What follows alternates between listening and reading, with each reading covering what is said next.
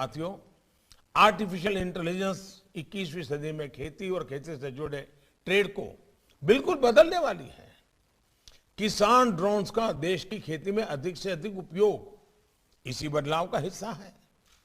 Drone technology एक scale पर तभी उपलब्ध हो पाएगी जब हम एग्री स्टार्टअप्स को प्रमोट करेंगे। पिछले 3-4 वर्षों में देश में 700 से ज्यादा एग्री स्टार्टअप्स तैयार हुए हैं। साथियों, पोस्ट हार्वेस्ट मैनेजमेंट पर बीते 7 सालों में काफी काम हुआ है। केंद्र सरकार का यह निरंतर प्रयास रहा है कि प्रोसेस फूड का दायरा बढ़े, हमारी क्वालिटी इंटरनेशनल स्टैंडर्ड की हो। इसके लिए किसान संपदा योजना के साथ ही पीएलआई स्कीम महत्वपूर्ण है।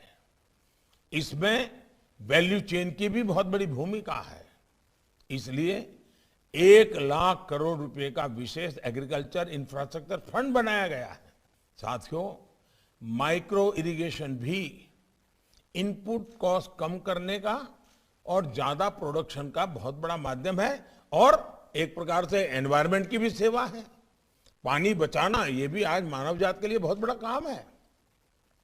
पर ड्रॉप मोर क्रॉप पर सरकार का बहुत जोर है और ये समय की मांग भी है। इसमें भी व्यापार जगत के लिए बहुत संभावनाएं हैं कि इस क्षेत्र में आप आइए। अब जैसे केन बेतवा लिंक परियोजना से बुंदेलखंड में क्या परिवर्तन आएंगे, ये आप सब भली भांति जानते हैं। जब कृषि सिंचाई योजनाएं देश में दशकों से अटकी हुई हैं, उन्हें भी तेजी से पूरा किया जाना चाहिए। साथियों, एग्री रेसिड्यू जिसे पराली भी कहते हैं, उसका मैनेजमेंट किया जाना भी उतना ही जरूरी है। इसके लिए इस बजट में कुछ नए उपाय किए गए हैं, जिससे कार्बन एमिशन भी कम होगा और किसानों को इनकम भी होगी। और ये हम सबको, जो वैज्ञानिक या टेक्नोलॉजी के दिमाग के लोग हैं, कृषि जगत का एक भी वेस्ट बर्बाद नहीं होना चाहिए। हर वेस्ट का वेल्थ में कन्वर्जन होना चाहिए। हमें बारीकी से सोचना चाहिए, इसके लिए नई नई चीजें लानी चाहिए। पराली के मैनेजमेंट के लेकर के हम जो भी समाधान कर रहे हैं, वो किसानों के उनके लिए भी उसको स्वीकार करना बड़ा आसान हो जाएगा। इस पर बातचीत होनी चाहिए। पोस्ट हार्वेस्टिंग वेस्ट हमारे यहां किसानों के लिए बड़ी चुनौती है। अब उसको वेस्ट को वेल्थ में कन्वर्ट कर देंगे तो किसान भी सक्रिय रूप से हमारा साथी बनकर के भागीदार बन जाएगा। ऐसे में लॉजिस्टिक्स और स्टोरेज की व्यवस्था को बढ़ावा, उसे विस्तार देते रहना बहुत जरूरी है।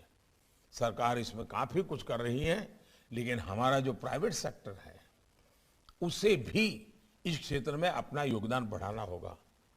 साल 2023 इंटरनेशनल ईयर ऑफ मिलेट्स है। इसमें भी हमारा कॉरपोरेट जगत आगे आए, भारत के मिलेट्स की ब्रांडिंग करे, प्रचार करे। हमारा जो मोटा धन है और हमारे दूसरे देशों में जो बड़े मिशंस हैं, वो भी अपने देशों में बड़े बड़े सेमिनार करें। वहां के लोगों को, जो इंपोर्टर्स हैं वहां, उनको समझाएं कि भारत के जो मिलेट्स हैं, जो भारत का धान है, वो कितने प्रकार से उत्तम है, उसके टेस्ट की दृष्टि से कितना महत्वपूर्ण है। हम हमारे मिशनों को लगा सकते हैं। हम सेमिनार, वेबिनार इंपोर्टर एक्सपोर्टर के बीच हमारे मिलेट्स के संबंध में कर सकते हैं।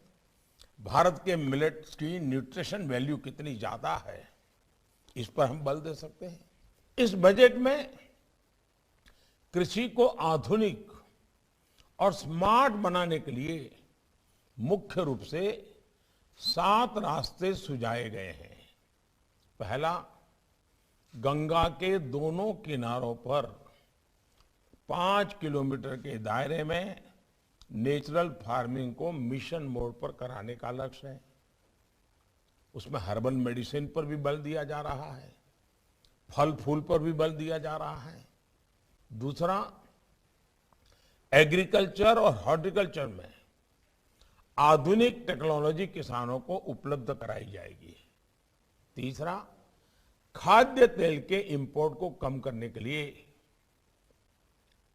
मिशन ऑयल पाम के साथ साथ तिलहन को जितना हम बल दे सकते हैं उसको सशक्त करने का हम प्रयास कर रहे हैं और इस बजट में इसको बल दिया गया है। इसके अलावा चौथा लक्ष्य है कि खेती से जुड़े उत्पादों के ट्रांसपोर्टेशन के लिए पीएम गति शक्ति प्लान द्वारा लॉजिस्टिक की नई व्यवस्था बनाई जाएगी। बजट में 5वां समाधान दिया गया है कि एग्री वेस्ट मैनेजमेंट को अधिक ऑर्गेनाइज किया जाएगा। वेस्ट टू एनर्जी के उपायों से किसानों की आय बढ़ाई जाएगी। छठा सॉल्यूशन है कि देश के 1.5 लाख से भी ज्यादा पोस्ट ऑफिस में रेगुलर बैंकों जैसी सुविधाएं मिलेगी ताकि किसानों को परेशानी ना हो। और 7वां ये कि एग्री रिसर्च और एजुकेशन से जुड़े सिलेबस में skill development, human resource development आज के आधुनिक समय के अनुसार बदलाव किया जाएगा।